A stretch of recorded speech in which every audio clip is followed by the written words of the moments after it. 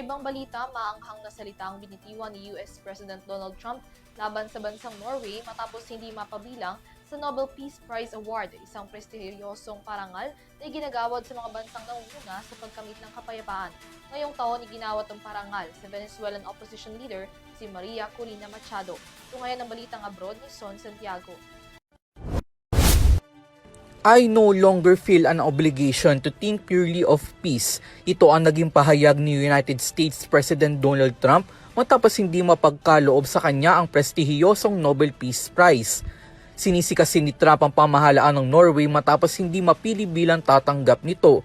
Sa isang letter na ipinadala niya nitong weekend sa Prime Minister ng Norway na ibinahagi ng isang American news organization at kinumpirmari ng Norwegian government kahapon, sinabi ni Trump na dahil sa umano'y pagkakait nila sa kanya ng parangal, hindi na raw niya nararamdamang obligado na mag-isip pa ng tungkol sa kapayapaan. Iniuugnay ito ni Trump ukol sa kanyang hangarin na mapasakamay ang Greenland. Sa kaparehong mensahe kasi, iginiit niya na hindi umano kayang ipagtanggol ng Denmark ang Greenland laban sa banta ng Russia at China. Dahil dito, muling pinilit ni Trump na kailangan umanong mapasa ilalim sa kontrol ng Amerika ang Greenland para sa seguridad ng mundo. Ang kanyang pahayag ay kasunod ng banta na magpataw ng karagdagang 10% taripa sa mga produkto mula sa ilang bansa sa Europa sa susunod na buwan na tumututol sa kanyang plano sa Greenland. Kabilang dito ang Norway. Ayon sa kanya, tataas ito sa 25% pagsapit ng June 1 kung walang magiging transaksyon.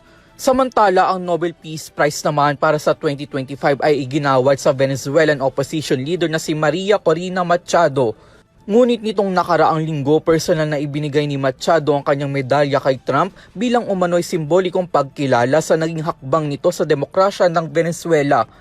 Nilinaw naman ng Nobel Committee na ang parangal ay hindi maaaring ibigay sa ibang tao matapos itong magantimpala at kahit ilarawan pa ito bilang simboliko.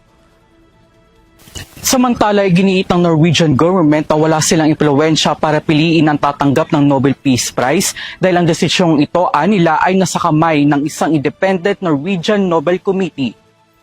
Para sa EuroTV News, ako si Son Santiago, sumasaludo sa bawat Pilipino.